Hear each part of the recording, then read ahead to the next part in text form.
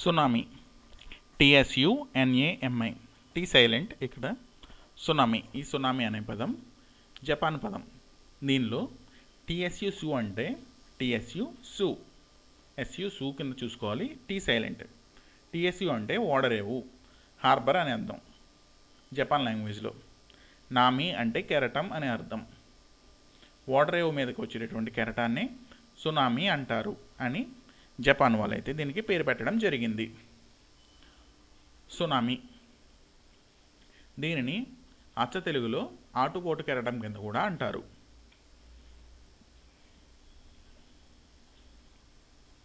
Japan భాషలో ఓడరేవు లేదా హార్బర్ మీదకి వచ్చినటువంటి కెరటం అచ్చ తెలుగు భాషలో ఆటుపోటు కెరటం అని కూడా అంటారు.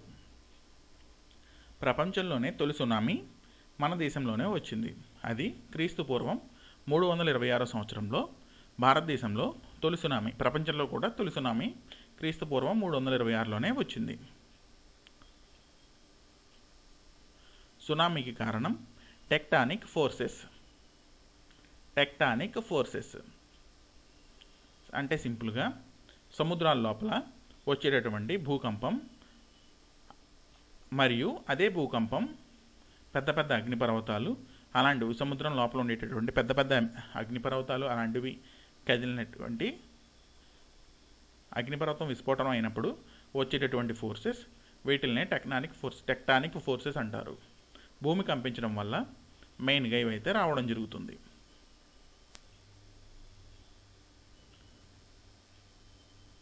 సునామీల్లో తీరాన్ని తాకాలంటే భూకంప తీవ్రత రెక్టార్ స్కేల్పై 7 కన్నా ఎక్కువ ఉండాలి. ఈ రకంగా సముద్రాల్లో భూకంపాలు వచ్చినప్పుడు ఆ తీవ్రత 7 రెక్టార్ స్కేల్పై 7 కన్నా ఎక్కువ ఉంటే అది సునామీ కింద వస్తుంది. సింపుల్గా చెప్పాలంటే సముద్రం లోపల వచ్చేటటువంటి భూకంపం రెక్టార్ స్కేల్పై 7 కన్నా ఎక్కువ రీడింగ్ ఉంటే అది మనకి సునామీ కింద రావడానికి అవకాశం ఉంది. 1896లో జపాన్లో సునామీ భయంకరంగా వచ్చిన తర్వాత ఈ సునామీల గురించి అధ్యయనం చేయడం మొదలుపెట్టారు. సునామీలు ఎక్కువగా పసిఫిక్ మహాసముద్రంలో ఎక్కువగా వస్తూ ఉంటాయి. సునామీ హెచ్చరిక వ్యవస్థలు PTWC, Pacific tsunami warning centre. PTWC, Pacific tsunami warning centre. ఈ రకంగా వచ్చేటటువంటి ఈ సబ్జెక్ట్లో వచ్చేటటువంటి ప్రతి అబ్రివేషన్ కూడా గుర్తుంచుకోవాల్సిన అవసరం అయితే ఉంది. PTWC, Pacific tsunami warning centre. 1948లో హవాయిలోని ఇవా బీచ్ దగ్గర ఏర్పాటు చేయడం జరిగింది. దీనిని అమెరికా ఏర్పాటు చేసింది. అది కూడా 1946లో వచ్చినటువంటి హీలో సునామీ కారణంగా దీన్ని అమెరికా ఏర్పాటు చేసింది. PTWC, Pacific tsunami warning centre. దీన్ని 1948లో అమెరికా ఏర్పాటు చేసింది. అమెరికాలో హవాయిలోని ఇవా బీచ్ దగ్గర ఈ PTWC ఉంది. యుఎస్ఏకి చెందిన అమెరికాకి చెందిన NOAA, national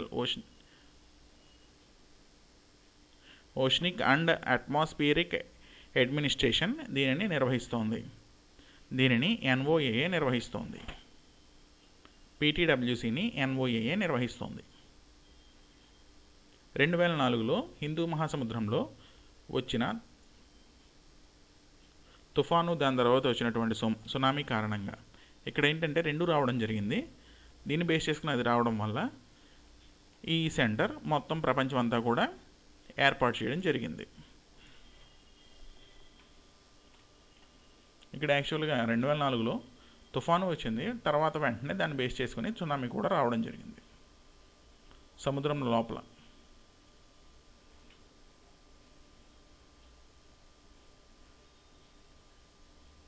next, international tsunami information centre. యునెస్కోకు చెందిన ఇంటర్ గవర్నమెంట్ ఓషనోగ్రఫీ కమిషన్ ఆధ్వర్యంలో 1965లో ఏర్పాటు చేయడం జరిగింది. ఇది కూడా అమెరికాలోని హవాయి రాష్ట్రంలో హోనోలులులో ఉంది. ఇంటర్నేషనల్ సునామీ ఇన్ఫర్మేషన్ సెంటర్ 1965లో అమెరికా ఏర్పాటు చేయడం జరిగింది. పసిఫిక్ ప్రాంతంలో సునామీ హెచ్చరిక సమన్వయ group ICGITSO international coordination group for tsunami warning system in the Pacific.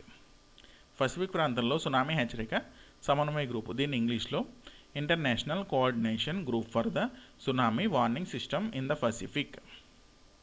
Abbreviation దీనికి ICGITSU. ఈ రకంగా ఉన్న ప్రతి అబ్రివేషన్ కూడా మ్యాక్సిమం గుర్తుపెట్టుకోవాలి. లాస్ట్ టైం ఈ రకంగా తెలుగులో ఒక రకంగా ఇంగ్లీష్లో ఒక రకంగా ఉండడం వల్ల చాలామంది తెలుగు మీడియంలో చదివిన వాళ్ళు కొంతవరకు స్కోరింగ్ని కోల్పోవడం జరిగింది. ఇవి మనం ఇంగ్లీష్లోను తెలుగులోను కూడా గుర్తుపెట్టుకోవడం వల్ల ఒక 5-6 మార్క్స్ దాకా ఎక్కువ మార్క్స్ స్కోర్ చేయడానికి అయితే ఛాన్స్ అయితే ఉంటుంది. ICGITSU international coordination group for the tsunami warning system in the Pacific. 1968లో యునెస్కో ప్రధాన కార్యాలయం ఫ్రాన్స్లో Paris inter governmental oceanography commission IOC ఆధ్వర్యంలో పనిచేస్తుంది. ICGITSO అనేది IOC ఆధ్వర్యంలో పనిచేస్తుంది సింపుల్గా. దీన్ని 1968లో ఏర్పాటు చేయడం జరిగింది. IOC 1968లో ఏర్పాటు చేయడం అయితే జరిగింది. పసిఫిక్ సునామీ మ్యూజియం పసిఫిక్ మహాసముద్రంలో సంభవించే సునామీలు వాటి యొక్క వివరాలను ఈ మ్యూజియం అనేది తెలుపుతుంది. పసిఫిక్ సునామీ మ్యూజియం ఇది పూర్తి డిజిటల్ టైప్లో ఉన్నటువంటి మొత్తం ఫుల్ డేటాని మనకైతే ఇవ్వడం జరుగుతుంది. దీని నుంచి పసిఫిక్ మహాసముద్రంలో సంభవించే సునామీలు మరియు వాటి యొక్క వివరాలను పసిఫిక్ సునామీ మ్యూజియం తెలుపుతుంది. భారతదేశం విషయానికి వచ్చేటప్పటికి మన దేశంలో జాతీయ సునామీ ముందస్తు హెచ్చరిక వ్యవస్థ దీన్ని హైదరాబాదులో అయితే పెట్టడం జరిగింది. ఇది హైదరాబాద్లో భారత జాతీయ సముద్ర సమాచార కేంద్రం వద్ద దీనిని ఏర్పాటు చేశారు. జాతీయ సునామీ ముందస్తు హెచ్చరిక వ్యవస్థ దీని హైదరాబాద్లో ఉన్నటువంటి భారత జాతీయ సముద్ర సమాచార కేంద్రం వద్ద దీనిని ఏర్పాటు చేయడం జరిగింది. నెక్స్ట్ వరదలు. నిర్దిష్ట ప్రాంతంలో 12.5 సెంటీమీటర్స్ కన్నా ఎక్కువ వర్షం వల్ల నదులు కానీ కాలువలు కానీ లేకపోతే వాగులు కానీ పెద్ద పెద్ద బావులు కానీ పొంగి ప్రవహించేటటువంటి ప్రమాదకర స్థితి. ఇది తాత్కాలికమైన ముప్పు మాత్రమే. ఆ ప్రవాహంలో కొంతమంది కొట్టుకుపోవడానికి, కొన్ని రకాల జంతువులు కానీ కొన్ని ఇల్లు కానీ కొట్టుకుపోవడానికి అయితే ఛాన్స్ ఉంటుంది. నిర్దిష్ట ప్రదేశంలో 12.5 సెంటీమీటర్స్ కన్నా ఎక్కువ వర్షపాతం వల్ల వరదలు సంభవిస్తాయి. ఇది మొత్తం భూభాగంలో, భారత భూభాగంలో 12% దీనికి ఛాన్స్ ఉంది. 12 సెంటీమీటర్స్ అంటే ఇక్కడ 1200 మిల్లీమీటర్ల వర్షపాతం. భారతీయ సంవత్సర సగటు వర్షపాతం 1200 మిల్లీమీటర్లు.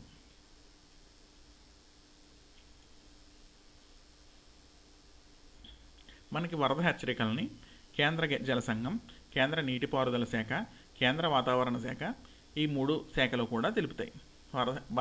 భారతదేశంలో వరద హెచ్చరికలను కేంద్ర జల సంఘం, కేంద్ర నీటిపారుదల శాఖ, కేంద్ర వాతావరణ శాఖ ఈ 3 కూడా తెలుపుతాయి. NFRMP అనే ప్రాజెక్ట్ని మన వాళ్ళు ప్రవేశపెట్టారు. ఈ ప్రాజెక్ట్ ఏంటంటే జాతీయ వరద ముప్పు ఉపశమన ప్రాజెక్ట్ NFRMP.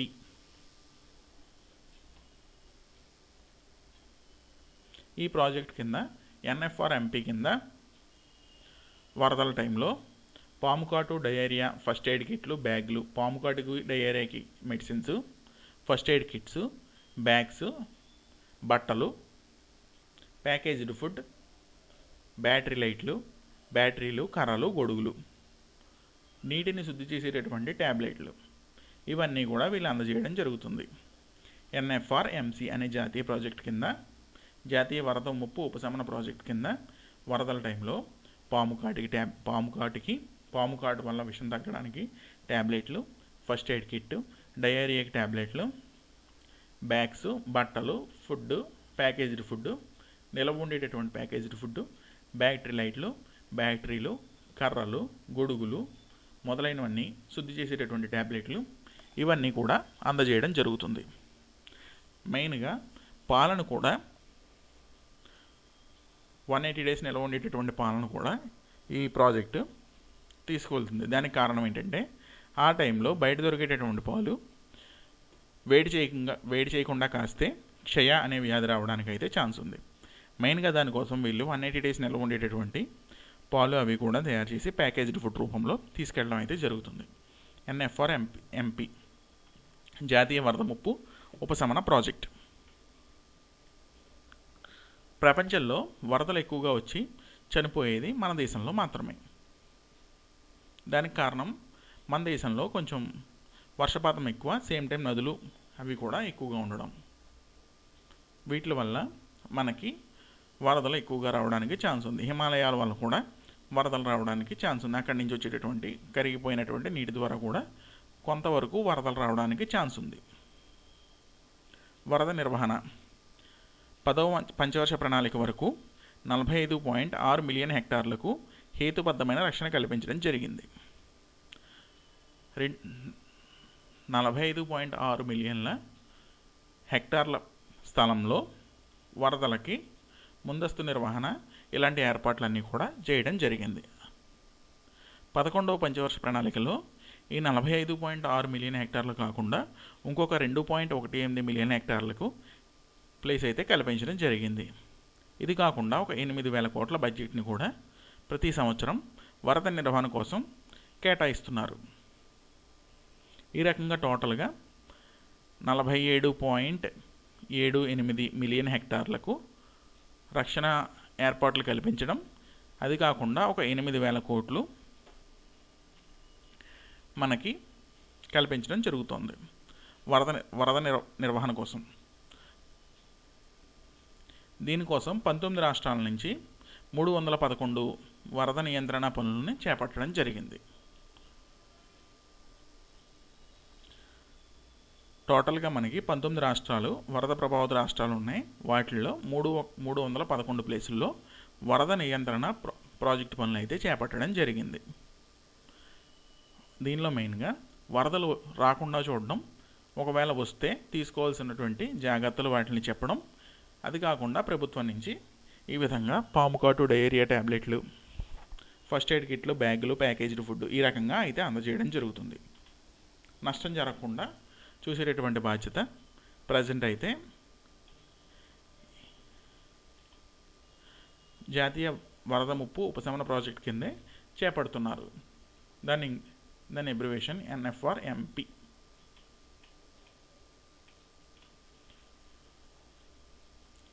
నెక్స్ట్ కరువు. కరువు అంటే తక్కువ వర్షపాతం నమోదవడాన్ని కరువు అంటారు. దీన్ని అచ్చు తెలుగులో నేలలో ఏర్పడేటటువంటి తేమ కొరత, నేలలో ఏర్పడేటటువంటి నీటి కొరత, దీనినే కరువు అంటారు. సింపుల్గా బావులు అవన్నీ ఎండిపోవడం, తాగడానికి కూడా నీళ్ళు లేని పరిస్థితి రావడం, నేలలో ఏర్పడే నీటి కొరతనే కరువు అంటారు.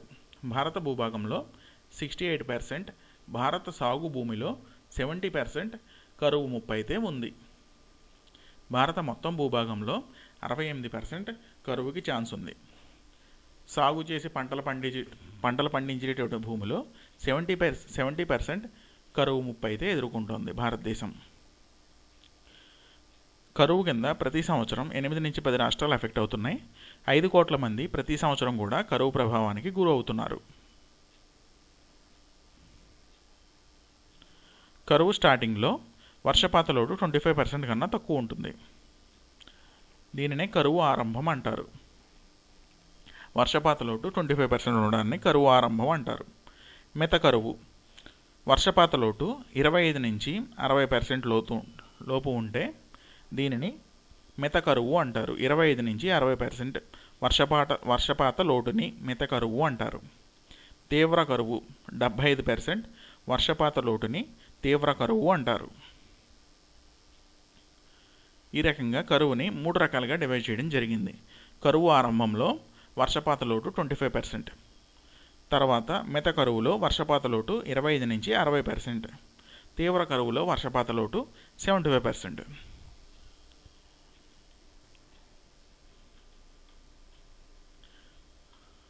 1899లో భారత భూభాగంలో 68.4% భూభాగంలో కరువు ఉంది. ఈ కరువే మనకి బ్రిటిషర్స్కి విపరీతమైన యుద్ధాలు రావడానికి కూడా కారణమైంది. బ్రిటిష్ వ్యతిరేక తిరుగుబాట్లకు కూడా ఈ కరువే చాలా వరకు కారణమైంది. 1899లో వచ్చినటువంటి 68.4% కరువు భారత భూభాగంలో కరువు ఉంది. 1918లో భారత భూభాగంలో 70% కరువు ఉంది. ఇదే మన దేశంలో వచ్చినటువంటి పెద్ద కరువు. 1918లో 70% భూభాగంలో మన భారత భూభాగంలో కరువు అయితే రావడం జరిగింది. కరువుని గ్రే జోన్, డార్క్ జోన్ కింద అయితే మన వాళ్ళు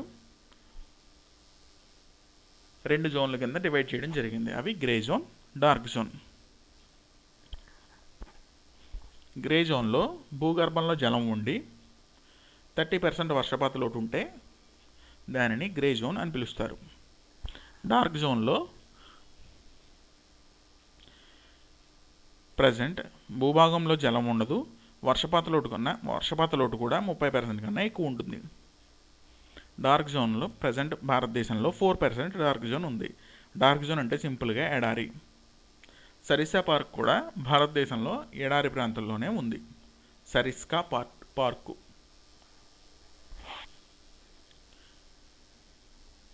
భారత భూభాగంలో గ్రే జోన్ 30% ఉంది. దీనిలో భూగర్భ జలం ఉంటుంది, వర్షపాత లోటు ఉంటుంది. డార్క్ జోన్లో 4% మాత్రమే భారతదేశంలో ఉంది. దీనిలో వర్షపాత లోటు అత్యధికంగా తక్కువగా ఉంటుంది. భూమిలో కూడా 4% కన్నా తక్కువ మాత్రమే భూగర్భ జలం ఉండవలసిన దానికన్నా. దీన్ని ప్రజెంట్ డార్క్ జోన్లో కొన్ని చోట్ల 0% నుంచి 10% దాకా అని చెప్పి ఇవ్వడం జరిగింది. కొన్ని చోట్ల డార్క్ జోన్లో 0% నుంచి 5% మాత్రమే అని ఇవ్వడం జరిగింది. భూగర్భ జలంలో ఉండవలసిన దానిలో ఉన్న భూగర్భ జలం. సరిస్కా పార్కు ఈ డార్క్ జోన్లో అయితే ఉంది.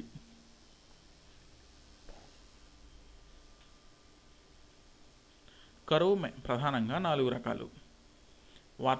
వాతావరణం వల్ల సంభవించేటటువంటి కరువు, జల సంబంధిత కరువు, వ్యవసాయ సంబంధిత కరువు, పర్యావరణ సంబంధిత కరువు. పర్యావరణ సంబంధిత కరువు అంటే పై 3 కలిపి ఉన్న దానిని పర్యావరణ సంబంధిత కరువు అని పిలుస్తారు. వాతావరణ కరువు వాతావరణంలో వచ్చినటువంటి మార్పుల వల్ల వచ్చేటటువంటి కరువుని వాతావరణ కరువు అంటారు. జల సంబంధిత కరువు నీటి వల్ల వచ్చేటటువంటి కరువుని జల సంబంధిత కరువు అంటారు. ఈ కరువులో మెయిన్గా వర్షాలు పడకపోవడం, నదుల్లోంచి దొరకపోవడం, భూమిలోంచి వాటర్ దొరకపోవడం ఇలాంటివన్నీ జరుగుతాయి. వ్యవసాయ సంబంధిత కరువు మెయిన్గా పెట్టుబడి అంతా పెట్టిన తర్వాత వ్యవసాయంలో ఫలితం చేతికి అందకుండా వచ్చేటటువంటి కరువుని వ్యవసాయ సంబంధమైన కరువు అంటారు. పర్యావరణ సంబంధమైన కరువు వాతావరణ, జల సంబంధ, వ్యవసాయ సంబంధమైన కరువులన్నింటినీ కలిపి పర్యావరణ సంబంధమైన కరువు అని పిలుస్తారు. కరువు నివారణ చర్యలు. దీనికోసం మెయిన్గా పంటల బీమా, జీవనోపాధులు మెరుగుపరచడం, ప్రోత్సాహకాలు ఇవ్వడం, వ్యవసాయదారులకి ప్రోత్సాహకాలు ఇవ్వడం, తక్కువ నీరు అవసరమయ్యేటటువంటి పంటలను పండించడం, ఇంకుడు గుంటలు తవ్వడం మొదలైన ఏర్పాట్లు చేయడం. కరువు నివారణ చర్యల్లో భాగంగా పంటలకు బీమా కల్పించడం, జీవనోపాధులు మెరుగుపరచడం, ఆ సర్టెన్ ప్లేసెస్లో ప్రోత్సాహకాలు ఇవ్వడం, ప్రత్యామ్నాయ ఏర్పాట్లు చేయడం, తక్కువ నీరు అవసరమయ్యేటటువంటి పంటలు పండించడం, ప్రతి ఇంటి దగ్గర బయట పొలాల దగ్గర ఇంకుడు గుంటలు తవ్వడం, ఇంకుడు గుంటలు నీరు నిల్వ చేసుకునే టైపులో, నీరు భూమిలోకి వెళ్ళేటటువంటి టైపులో ఇంకుడు గుంటలు తవ్వడం మొదలైనటువంటి ఏర్పాట్లు చేయడం. 2009లో కేంద్ర వ్యవసాయ మంత్రిత్వ శాఖ ఒక మాన్యువల్ను రూపొందించింది కరువు నివారణ చర్యలకి. DDP అనే ప్రోగ్రాముల ద్వారా వీటిని ఏర్పాటు చేయడం జరిగింది.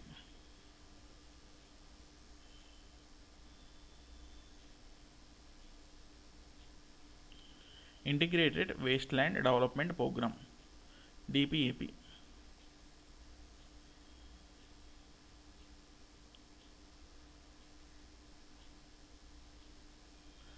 National watershed development project for rainfed areas. 1991లో దీన్ని కేంద్ర ప్రభుత్వం ఏర్పాటు చేసింది. దీనిని మెయిన్గా national watershed development project for rainfed areas, ఇవి మొత్తం అన్నిటిని కలుపుకొని DDP, DPAP, IWDP మార్గదర్శకాలకు అనుగుణంగా 1995లో దీన్ని అయితే మార్చడం జరిగింది. DPAP ప్రోగ్రాంలో మనకి 14 రాష్ట్రాలు ఉంటాయి. 14 రాష్ట్రాల్లో 149 జిల్లాలు. వీటిల్ని DPAP ప్రోగ్రాంలో 14 రాష్ట్రాలు, 149 జిల్లాలు.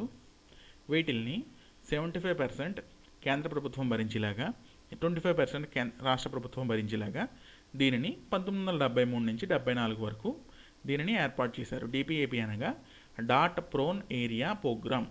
DPAP అంటే డాట్ ప్రోన్ ఏరియా ప్రోగ్రామ్.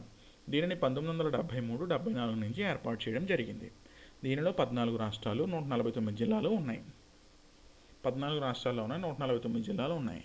వీటిలో మెయిన్గా కరువు నివారణ చర్యలని 75% కేంద్ర ప్రభుత్వం చేస్తుంది, 25% రాష్ట్ర ప్రభుత్వం అయితే చేయవలసి ఉంటుంది. Next DDP desert development programme. దీన్ని ఎడారి ప్రాంతాల కోసం అయితే దీన్ని ఏర్పాటు చేశారు. దీన్ని 1977, 78లో దీన్ని ఏర్పాటు చేశారు. దీనిలో మెయిన్గా 7 రాష్ట్రాలు, 36 జిల్లాలు అయితే ఉన్నాయి. 7 రాష్ట్రాల్లో 36 జిల్లాలు అయితే DDP ప్రోగ్రాంలో ఉన్నాయి. DPAP అనగా డాట్ ప్రోన్ ఏరియా ప్రోగ్రామ్. DDP అంటే డస్టర్ డెవలప్మెంట్ ప్రోగ్రామ్. DPAPలో 14 రాష్ట్రాల నుంచి 149 జిల్లాలు ఉన్నాయి. DDPలో 7 రాష్ట్రాల నుంచి 36 జిల్లాలు ఉన్నాయి. వీటిని తర్వాత integrated wasteland development programme కింద integrated wasteland development programme, దీన్ని 1989, 90లో ఏర్పాటు చేశారు. దీనిలో DPAP, DDP ఈ రెండింటిని కూడా ప్లేస్లో IWDP కింద దీన్ని మార్చడం జరిగింది. IWDP integrated wasteland development program, IWDP. DPAP, DDPలో లేని ప్లేస్లను కూడా కొన్ని చేర్చడం జరిగింది. Next national watershed development project for rainfed areas. దీన్ని 1991లో కేంద్ర ప్రభుత్వం ఏర్పాటు చేసింది. దీనిని DDP, DPAP, IWDP మార్గదర్శకాలకు అనుగుణంగా దీన్ని 1995లో మార్పు చేయడం జరిగింది. నెక్స్ట్ ఈ ప్రాజెక్టులు, ఈ ప్రోగ్రాంలు ఇవన్నీ కూడా మెయిన్గా గుర్తుపెట్టుకోవాల్సిన అవసరం అయితే ఉంటుంది. Integrated watershed management programme. ఈ పైన ఉన్నటువంటి DDP, DPAP, IWDP వీటిని నిర్వహణకు పార్థసారథి కమిటీ సిఫార్సులపై ఇంటిగ్రేటెడ్ వాటర్ షెడ్ మేనేజ్మెంట్ ప్రోగ్రామ్ని ఏర్పాటు చేయడం జరిగింది. టోటల్ భూభాగంని 24.213 మిలియన్ విస్తీర్ణంని 3864 కోట్ల రూపాయలతో దీనిని కరువు నివారణ ఏర్పాట్లు అయితే చేయడం జరిగింది. 24.213 మిలియన్ హెక్టార్ల విస్తీర్ణానికి 38,364.23 కోట్లని ఇవ్వడం జరిగింది. పార్థసారథి కమిటీ సిఫార్సుల మేరకు ఈ రకంగా ఇంటిగ్రేటెడ్ వాటర్ షెడ్ మేనేజ్మెంట్ ప్రోగ్రామ్ని ఏర్పాటు చేయడం జరిగింది. నెక్స్ట్ రావుగాలే సిద్ధి గ్రామం. అన్నా హజారే అనే పేరు చాలా సందర్భాల్లో వినే ఉంటాం. ఈయన ఒక సామాజిక కార్యకర్త. అన్నా హజారే 1975లో మహారాష్ట్రలో విపరీతమైన కరువు వచ్చినప్పుడు ఆయన రాల్ గావ్ సిద్ధి అనే ఒక గ్రామాన్ని దత్తత తీసుకుని దానిలో కరువు నివారణ ఏర్పాట్లను అయితే చేయడం జరిగింది. అక్కడ 80 ఎకరాల సాగు భూమిని ప్రజెంట్ 1300 ఎకరాలకు పెంచడం అయితే జరిగింది. ఆ రకంగా అన్నా హజారే కృషి ఫలితంగా రాల్ గావ్ సిద్ధి అనే గ్రామంలో కరువు నివారణ ఏర్పాట్లను చేయడం జరిగింది. ఆంధ్రప్రదేశ్లో కరువు మండలాలు రాయలసీమలో చిత్తూరు, అనంతపురం, చిత్తూరు, కడప, కర్నూలు. కోస్తాలో ప్రకాశం జిల్లా.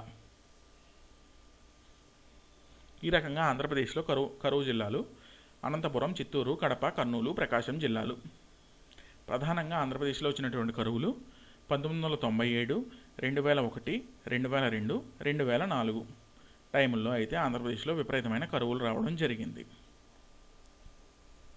ఆంధ్రప్రదేశ్లో వచ్చిన అతిపెద్ద కరువు 2002లో వచ్చింది. ఆంధ్రప్రదేశ్లో మెయిన్గా 5 జిల్లాలు కరువు ప్రభావిత జిల్లాలు అయితే ఉండడం జరిగింది. అవి అనంతపురం, చిత్తూరు, కడప, కర్నూలు, ప్రకాశం.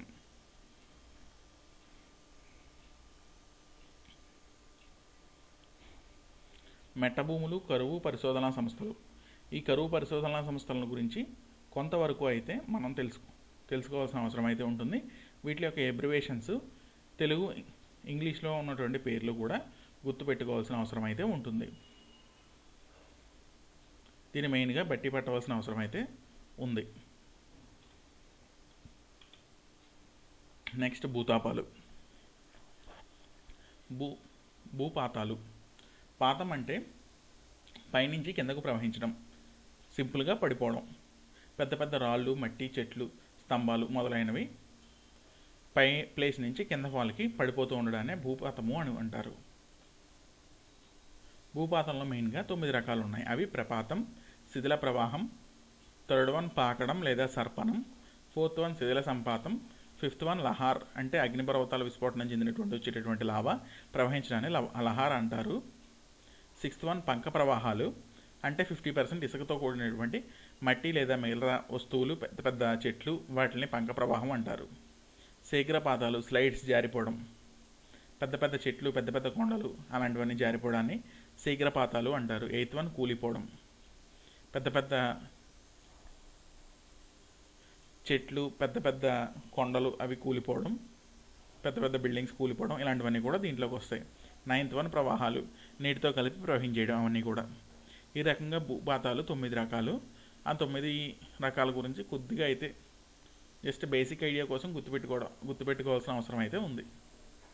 సేమ్ టైం బట్టి పట్టవలసిన అవసరం అయితే లేదు. ఈ భూపాతాల గురించి కూడా మ్యాక్సిమం చాలా తక్కువగా అడగడానికి అయితే ఛాన్స్ ఉంది. చాలా సందర్భాల్లో చాలా ఎగ్జామ్స్లో అసలు అడగలేదు. నెక్స్ట్ భూకంపాలు.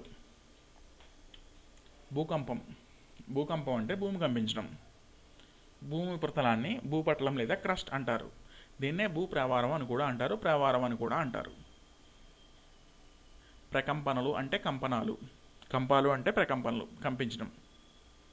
భూకంపం అంటే భూమి ఉపరితలంలో వచ్చేటటువంటి ప్రకంపనలు. ఇవి రావడానికి కారణం భూనాభి నుంచి జనించేటటువంటి ప్రకంపన తరంగాల పరంపరనే భూకంపం అంటారు. భూకంపం అంటే శాస్త్రీయంగా ఉన్నటువంటి భూనాభి నుండి జనించేటటువంటి ప్రకంపన తరంగాల ప్రకంపననే భూకంపం అంటారు. భూనాభి నుంచి జనించేటటువంటి ప్రకంపన తరంగాల పరంపర అంటే భూమి క్షేత్రం, భూమి లోపల నుంచి వచ్చేటటువంటి తరంగాల పరంపర అంటే ఒకదాని తర్వాత వచ్చే ప్రకంపనలన్నింటినీ కూడా భూమి కంపించడం, ఒకదాని తర్వాత వరుసగా కంపించడాన్ని భూకంపం అంటారు. భూకంపం రావడానికి 6 రకాల కారణాలు ఉన్నాయి.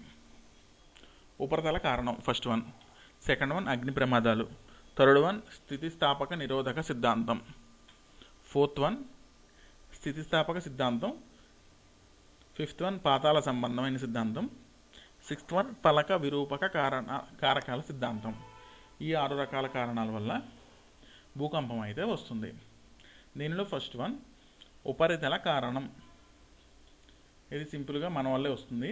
ఇష్టం వచ్చినట్లు తవ్వేయడం, ఇష్టం వచ్చినట్లు నిర్మించడం, అణ్వస్త్ర పరీక్షలు, టోటల్ వీటి వల్ల మనకి ఉపరితల కారణంలోకి వస్తాయి. సెకండ్ వన్ అగ్నిపర్వతం పేలడం. అగ్నిపర్వతాలు పేలినప్పుడు చుట్టూరా వచ్చేటటువంటి భూమి కంపించడానికి కారణం అయితే ఉంది.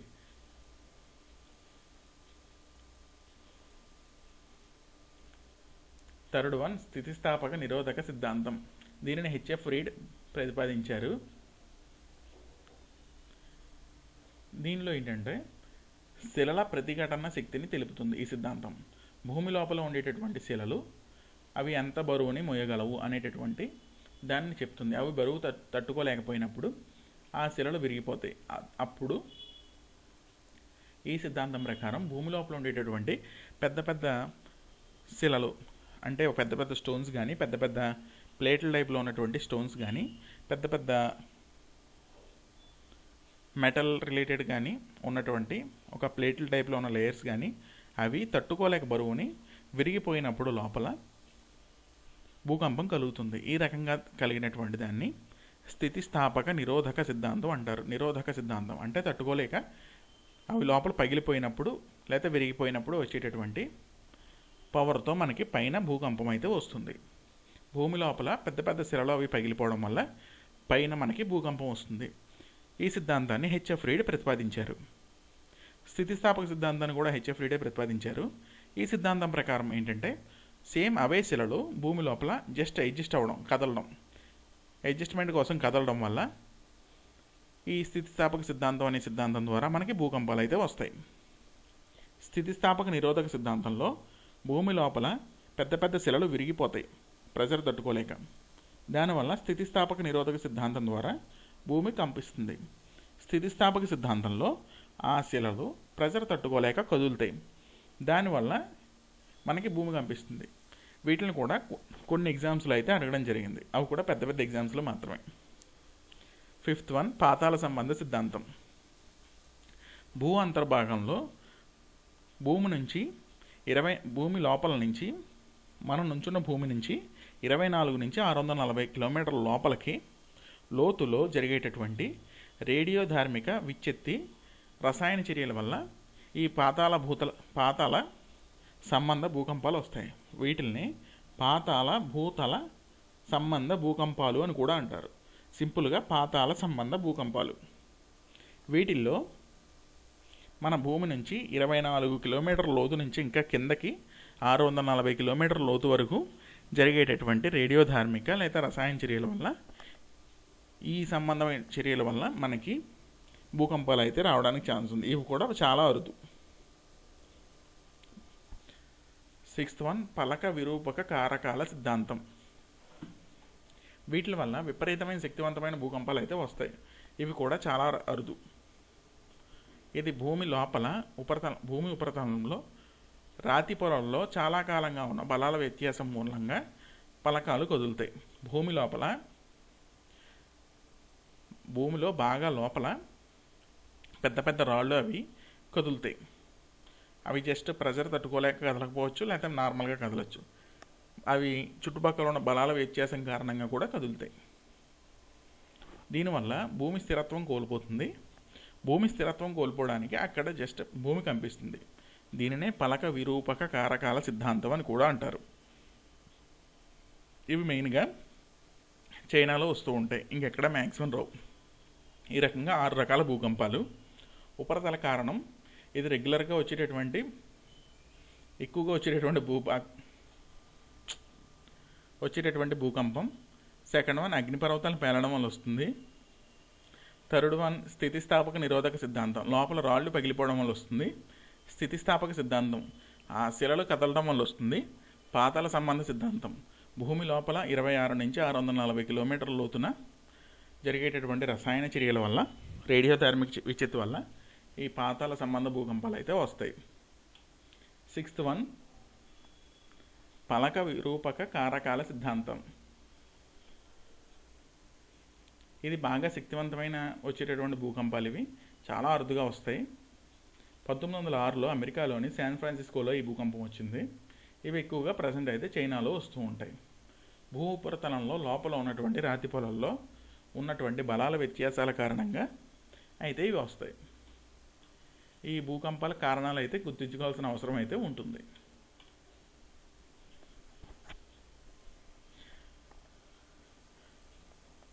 మూడు రకాల భూకంపాలు అయితే మనకు ఉన్నాయి. ఆ మూడు రకాల భూకంపాల్లో ఫస్ట్ వన్ గాథ భూకంపం. ఇది భూమి ఉపరితలం నుంచి 60 కిలోమీటర్ల దాకా వస్తుంది. దీని నష్టం కూడా తీవ్రంగా ఉంటుంది. భూమి ఉపరితలం నుంచి 0 నుంచి 60 కిలోమీటర్ల దూరం దాకా భూమి కంపిస్తూ ఉంటుంది. దీని నష్టం అయితే తీవ్రంగా ఉంటుంది. మాధ్యమిక భూకంపం భూమి ఉపరితలం నుంచి 60 నుంచి 300 కిలోమీటర్ల మధ్య భూమి కంపిస్తూ ఉంటుంది. దీని యొక్క నష్టం మధ్యమం, చాలా తక్కువగానే ఉంటుంది. నష్టం కూడా మధ్యమికం. భూమి కంపించడం కూడా పెద్దగా తెలియదు. గాధ భూకంపంలో అయితే భూమి ఎక్కువగా కంపిస్తుంది. అగాధ భూకంపం 300 నుంచి 700 కిలోమీటర్ల లోతులో ఇవి వస్తాయి. భూమి నుంచి కంపిస్తుంది, అక్కడి నుంచి స్టార్ట్ అవుతుంది. ఇవి యాక్చువల్గా చాలా అరుదు, కానీ విధ్వంసం మాత్రం చాలా ఎక్కువగా ఉంటుంది. గాధ భూకంపంలో భూమి నుంచి 60 కిలోమీటర్ల లోతు మాత్రమే. సేమ్ టైం నష్టం కూడా ఎక్కువ ఉంటుంది. మధ్యమిక భూకంపంలో 60 నుంచి 300 కిలోమీటర్ల లోతు, నష్టం కూడా అంతంత మాత్రంగా మధ్యమికంగా ఉంటుంది.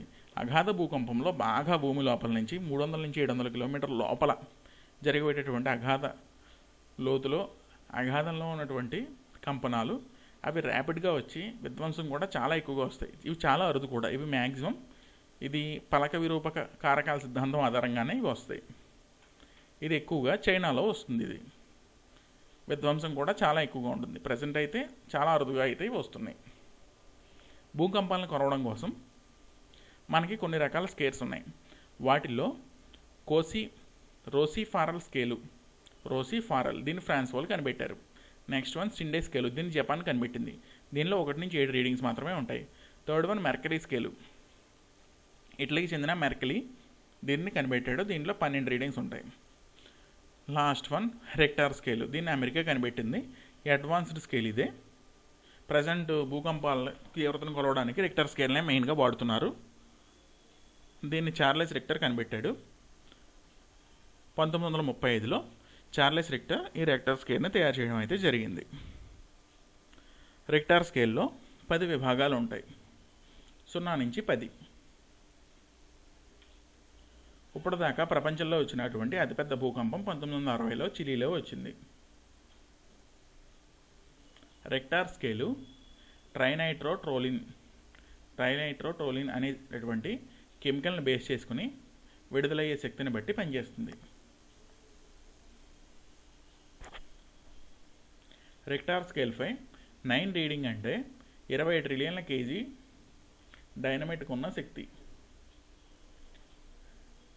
Millions trillion. రెక్టార్ స్కేల్పై 9 రీడింగ్ అంటే 20 ట్రిలియన్ కేజీ ఉన్న డైనమైట్ యొక్క శక్తితో సమానం. ఇంచుమించుగా సూర్యుడికి రెట్టింపు శక్తి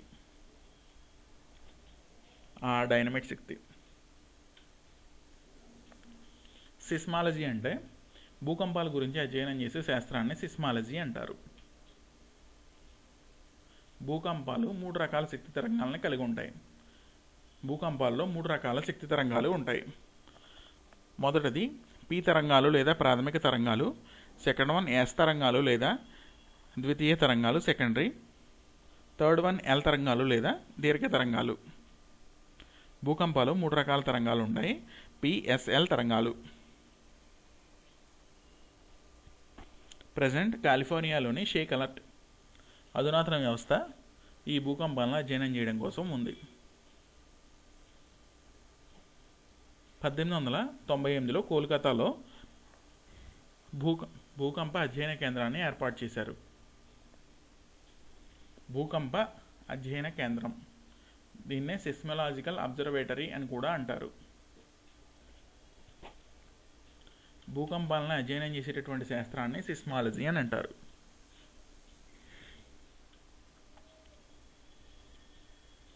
ప్రపంచంలో భూకంపాలు ఎక్కువగా పసిఫిక్ రీజియన్లోనే వస్తాయి. పసిఫిక్ రీజియన్లో పసిఫిక్ పరివేష్టిత మేఖలు అని అంటారు. ఉత్తర దక్షిణ అమెరికా, ఇలూషియన్ ద్వీపాలు, జపాన్, ఫిలిప్పైన్స్ వీటిలోనే ప్రపంచంలో వచ్చినటువంటి భూకంపాల్లో 68% భూకంపాలు అయితే రావడం జరిగింది. ప్రపంచ మధ్యపర్వత మేఖలు మధ్యధరా సముద్ర ద్వీపాల నుంచి హిమాలయాల వరకు ఉన్న పర్వతాలు, ఆల్ప్ పర్వతాలు అన్నీ కలిపి దీనిలోకి వస్తాయి. దీనిలో 21% భూకంపాలు రావడానికి ఛాన్స్ ఉంది. మిగతా ప్రపంచం అంతా కలిపి 11% రావడానికి ఛాన్స్ ఉంది. ప్రపంచంలో భూకంపాలు ఎక్కువగా పసిఫిక్ పరివేష్టిత మేఖలలో 68%, ప్రపంచ మధ్యధరా మేఖలలో 21%, 11% మిగతా ప్రపంచం అంతా కలిపి రావడానికి ఛాన్స్ ఉంది.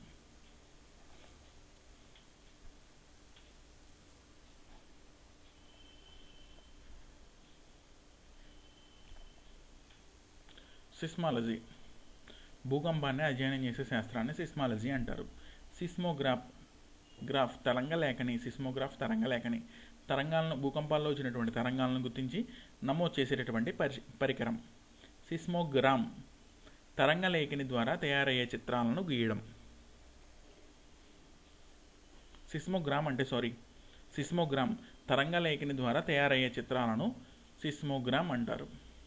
సిస్మాలజీ అంటే భూకంపాలను అధ్యయనం చేసే శాస్త్రం. సిస్మోగ్రాఫ్ అంటే తరంగాలను గుర్తించి నమోదు చేసేటటువంటి పరికరం. సిస్మోగ్రామ్ అంటే సిస్మోగ్రాఫ్ ద్వారా తయారైనటువంటి చిత్రాలు. మన భారతదేశంలో భూకంపాలను 5 జోన్ల కింద విభజించారు. జోన్ 5లో గుజరాత్, అండమాన్ నికోబార్ దీవులు ఇవి ఉన్నాయి. దీనిలో ఒకవేళ భూకంపం వస్తే 9 పాయింట్స్ కన్నా ఎక్కువ రావడానికి ఛాన్స్ ఉంది.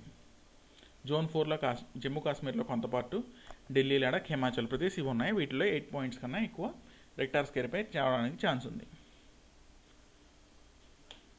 ఆంధ్రప్రదేశ్ వచ్చేటప్పటికి జోన్ 2లో ఉంది. జోన్ 2లో తీవ్రత 6% కన్నా ఎక్కువ ఉండడానికి ఛాన్స్ ఉంది.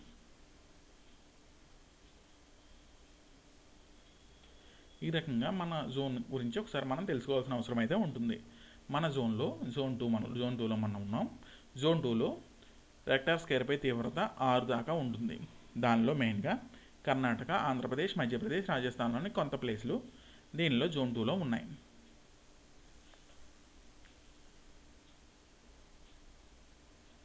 ఐసోసిస్మల్ గ్రాఫ్, సమాన భూకంప తీవ్రత గల ప్రదేశాలను కలుపుతూ గీసినటువంటి రేఖలను ఐసోసిస్మల్ గ్రాఫ్ అంటారు. ఇవి ఎక్స్ షేప్లో ఉంటాయి. దీన్ని కూడా కొన్ని ఎగ్జామ్స్లో అయితే అడగడం జరిగింది. ఈ రకంగా సిస్మాలజీ గురించి, వీటి గురించి కూడా కొంతవరకు అయితే గుర్తుంచుకోవాల్సిన అవసరం అయితే ఉంది.